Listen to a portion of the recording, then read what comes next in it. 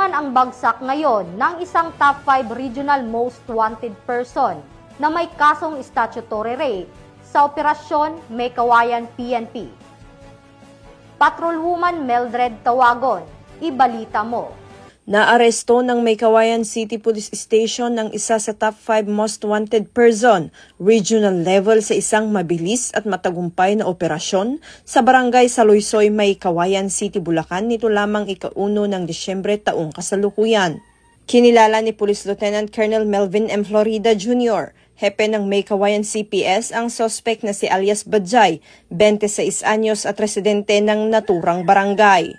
Nadakip ang akusado sa ikinasang operasyon ng pinagsanib na puwersa ng May Kawayan CPS at Provincial Intelligence Team Bulacan East.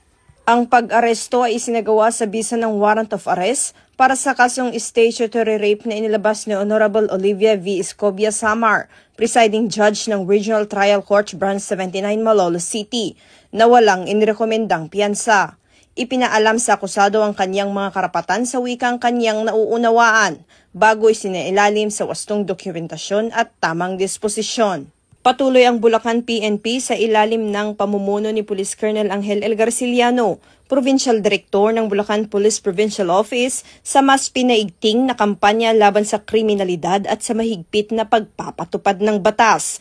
Ang matagumpay na operasyon ay patunay ng dedikasyon ng kapulisan sa paghahatid ng hustisya at ng kanilang hindi matitinag na serbisyo para sa kapayapaan at seguridad ng publiko sa lalawigan.